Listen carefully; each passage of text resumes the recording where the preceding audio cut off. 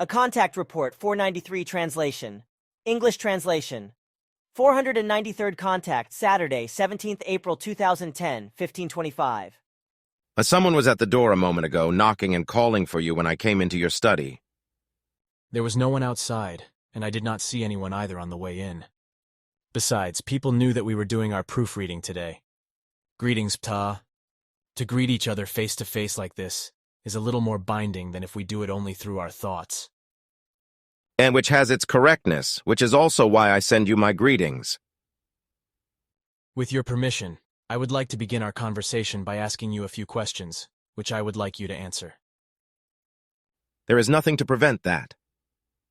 Good. Thanks. We, Quetzal and you and I, have talked several times in the last 22 years about the fact that Edmund Hillary and Sherpa Tenzing Norgay were not the first human beings to reach the summit of Mount Everest. After all, these two turned back on the 29th of May 1953, shortly before reaching their destination. But then they claimed against all truth that they had been on the highest point of the mountain.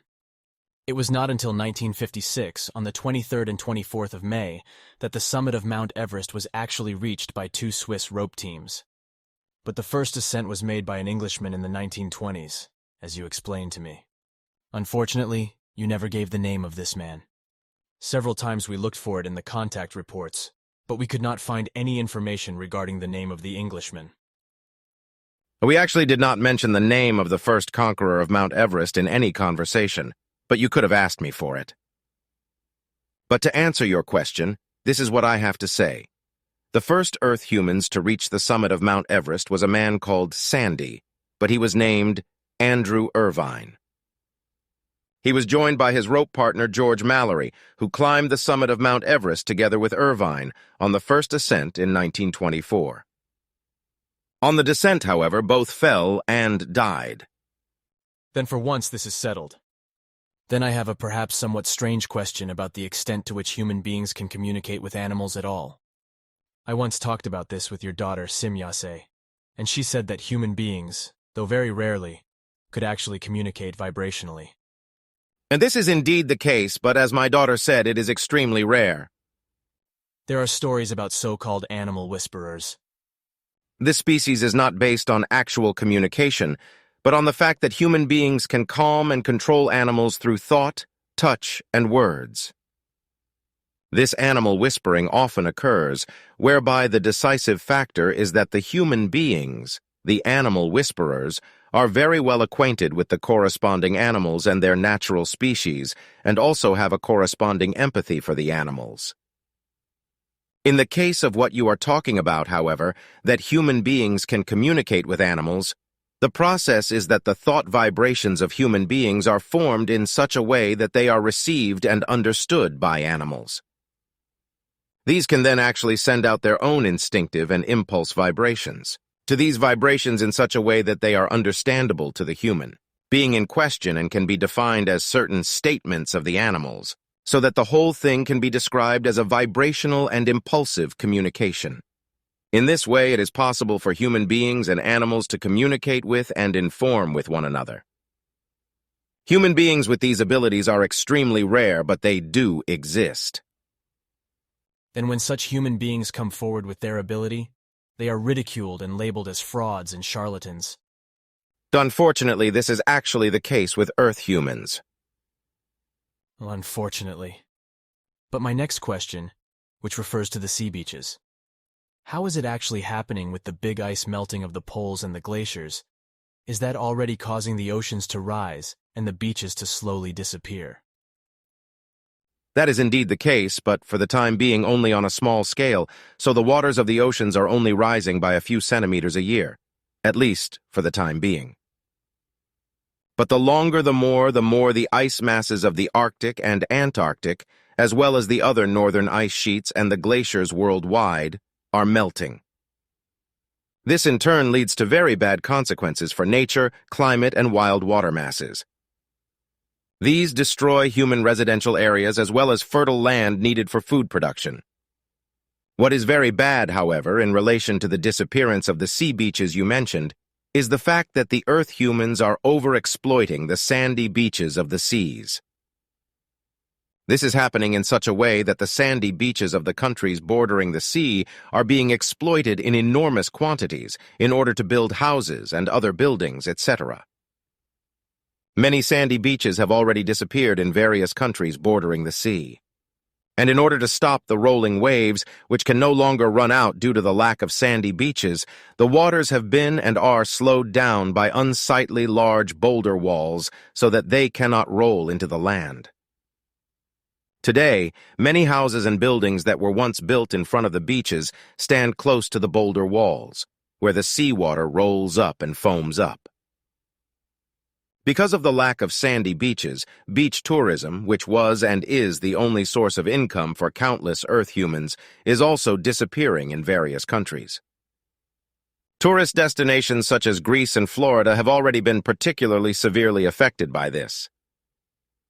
Even in my time, when I was still traveling in foreign countries, I saw how masses of sand were mined from the ocean beaches to make pavements and building materials for building houses and so on.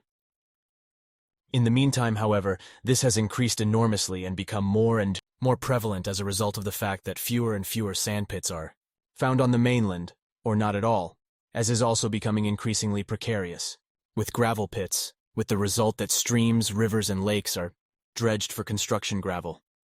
The nature is enormously disfigured and damaged by the human beings of the earth. In fact, it no longer has any possibility to regenerate itself. And all this is only happening through the madness of overpopulation, which is also to blame for the fact that the seas and waters are overfished, and all kinds of animal species and plants are being exterminated and enormous. Natural disasters are being caused, and this the more the overpopulation is growing, which in 1900 was 1,600,000, but today it is 8,7,800,000. Neither those responsible for government nor the majority of the Earth's population want to admit that the increasing occurrence of climate madness and volcanic eruptions, which are now causing worldwide problems for the whole of humanity, is also caused by overpopulation and its constant growth. And all those who consider themselves to be super cunning invent all kinds of nonsensical claims that overpopulation is not to blame for climate change and today's natural disasters, and so on. Cunning wannabes even claim that population growth will automatically decrease again, and that everything will get back to normal without human beings having to take any special measures. They idiotically claim that rapid growth is not the real problem, and that it will anyway fall off again after another generation and settle down. So the threat to earthly humanity is not the immense number of the rising world population, but the increasing consumption caused by human beings. But what damage is caused by this increasing consumption due to the growing overpopulation in terms of the entire nature and its fauna and flora, the planet itself, the atmosphere as well as the climate? Not a word is said about it. The odd know-it-all might say something about the fact that the growing world population is also producing more CO2, but what is actually being done in general terms to cause totally catastrophic damage to nature, to all life, to and within the planet, to the atmosphere and other spheres, to the seas and other bodies of water, and to the climate itself, is not said at all. It is not considered in any way that the horrendous growth of Earth humans is causing more and more destruction to the climate and to all nature, forcing them to fight back. These destructions of nature and climate also include the overexploitation of the rainforests, the idiotic exploitation of the groundwater reserves, rivers, streams and lakes in order to be able to use water for food plantations, the products of which are then sold at a high price. The destruction also includes all the roads, airports, residential and factory buildings, etc., that are built on meadows and farmland and destroy fertile soil. Destruction of nature is also caused by agriculture and gardening companies, which spread enormous amounts of chemicals and compact the fertile soil with heavy vehicles and equipment in such a way that it can no longer absorb rainwater, causing flooding. Only the first few centimeters of the soil can still absorb moisture, but this dries out again immediately when the sun shines or the wind blows.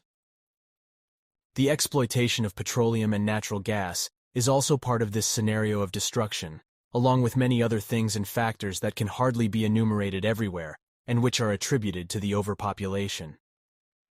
But everything will be much worse in the future than it is now, just as I have described in various predictions. Some super smart people are also talking about it nowadays, but only now, when my predictions are completely true and the whole thing cannot be reversed.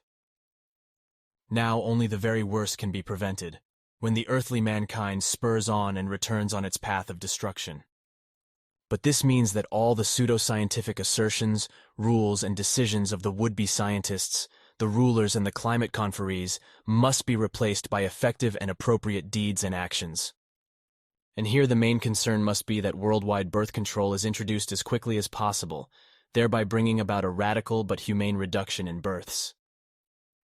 And this must necessarily be such that the number of human beings dying naturally is much higher than the permitted births. If this is not handled in this way, then the great catastrophe is unstoppable. The whole thing has to be handled radically, so that the same cannot happen, as in China, where the one-child family is supposed to be the rule, but this is only a theory because exceptions are made, and quite a lot of them, and consequently only about 36% of the population is affected by the one-child family. And what is the hammer when it comes to witnessing offspring is the fact that, in various countries, the economy and governments are making intensive efforts to encourage parents, and it is really no longer comprehensible, and even single human beings to father children by paying them birth premiums, and tax reductions, and by paying out exorbitant child allowances. We have talked about this many times, and you yourself have written a lot about it since the 1950s and made predictions, which you have sent to the governments of the earth and to well-known newspapers, journals, and organizations. But you were only laughed at or completely ignored. But today, scientists and governments are talking big words about restoring nature's rights and countering global warming and its effects. But their behavior is ridiculous, and their words are only big and loud, without being able to find and implement the correct solutions, precisely the containment of overpopulation, in which all the blame lies, with all the natural disasters and other evils of our time. But still nobody wants to recognize this, let alone admit it. Which unfortunately will not change quickly. Sadly, it is therefore that only nobodies continue to speak out, but they do nothing to stop the evil. Those responsible will continue to spit out big words at climate conferences and make feeble-minded decisions that do not contribute a single iota to really end the existing evils, or at least to contain them. So there is really no point in talking about it, which is why I want to move on to another subject, namely the sexual abuse and mistreatment of children by pedophiles and other child abusers. But I also want to take into account women who are abused and raped. We have often talked about this in private, and you have also said that sexual and psychological as well as physical rape of women, children, and young people causes lifelong psychological and conscious damage in those affected. This is actually known to our psychologists and psychiatrists, etc. But you said that these lifelong damages are not the end of the evil. You should say something about this in a short form for our conversation reports. A short and concise statement is enough. Sexual, physical, and psychological rape, abuse, and mistreatment of women and men as well as of male and female children and adolescents not only result in lifelong damage to the psyche and the consciousness, and thus also to thoughts and feelings, but also have a general effect. The evil experiences and adventures are not only stored in the memory and subconscious, but also in the genes, and consequently the evil is reflected as a hereditary factor in the offspring. As a result, both female and male descendants then suffer, precisely through a genetic predisposition from psychological and consciousness impairments, which are expressed in various forms of fears, etc. With regard to sexual, physical, and psychological factors, as well as in dealing with other human beings. Thank you. That is enough and understandable. Then I have the following question. What is the situation regarding supersenses, how they are basically called? Is it possible with such senses that supertasters can feel a taste or supersmellers can feel or taste colors, as well as supervisionaries can see in the dark, etc.? I only want to know whether this is possible or not. So you can save yourself an explanation. And that is indeed the case. But while we are on the subject of genes, I would like to say something that your father Svaoth explained to me when I was a teenager, so that it is also recorded in a conversation report. So it is to be said that through the genes, the normal creative natural urges have an effect on human beings, also the urge to love, according to which human beings have the need for love. But these creative natural urges also convey other values, such as goodness, compassion, peace, and harmony, etc., which human beings must, however, work on and bring to bear according to their own will. Unfortunately, it is the case today that human beings often misperceive the urge to love and associate it with material things, such as appearance, reputation, image, profession, money, respectively, possessions, property, possessions, skills, and false body odors through chemical hygiene products. The social position and the sexual drive, as well as other things, are also of importance. All these factors often play a very important role today, according to which a so-called love relationship is decided upon. However, this relationship is not based on true sentimental love, but only on a mental emotional love, and therefore also very often on an imaginary delusional love. These factors are also the reasons why human beings are all too often bound together in marriages and other relationships that are doomed to failure from the very beginning, so that sooner or later they will get divorced again and separate. The true urge to love has nothing to do with the sex drive, because this is of a completely different nature, is shaped by instinct, and is not related to a reproductive urge, as is mistakenly assumed. It is probably true that a large percentage of human behavior is determined by genes, but it is not a compulsion that is in the foreground, but only a creative natural urge. But how this urge is used by human beings in terms of their behavior and its effects is a matter of their own choice, which they shape themselves through their ideas, thoughts, and feelings. And with regard to these creative natural urges, which are predetermined in a natural and general way, and in a variety of ways, it must again be said that with regard to their development, application, and effects, these urges fall exclusively within the sphere of human beings' own decision. This is contrary to all the factors given regularly, which appear as instincts and have nothing to do with the creative natural urges which are given so that human beings are good and not evil. In principle, every human being is born as a neutral, balanced life form, so that it is not fundamentally good or evil, for good and evil are created only through education and through the influences of the environment. And this is also the case when there are generally unpleasant factors, because only by giving space to these impulses and living them out can they become effective. So if human beings are not impressed by wrong educational measures and wrong environmental influences, and if they avoid evil from the bottom up, then the bad gene storage has not a chance to become effective. This, however, requires that the education in all forms is correct and corresponds to correctness, accuracy, and righteousness. But these are all facts which I have been teaching for decades and which I have been spreading worldwide. However, only a few reasonable people recognize the correctness of my words as truth and act accordingly differently and more reasonably. But what brings better success in this respect is related to what I teach according to the teachings of the prophets, respectively, the teachings of truth, teachings of the Spirit, teachings of life, because in this respect, there are always pleasant successes. Human beings, men and women of all ages who are studying the teaching, take the teaching into themselves and try to understand it in the best possible way, whereby their lives as well as their way of life and their relationship with their relatives and fellow men in general change for the better. Also with regard to the understanding of the creative natural laws and commandments, more and more success is becoming apparent among those human beings who turn to the teaching.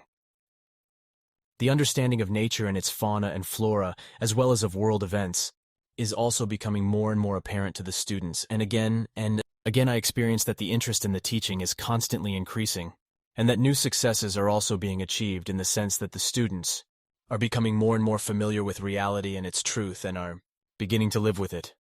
This, while they free themselves from religious or sectarian delusions of God, become free from fear, and begin to think and decide independently and take responsibility for everything and anything in their lives. Nothing more is to be said about this.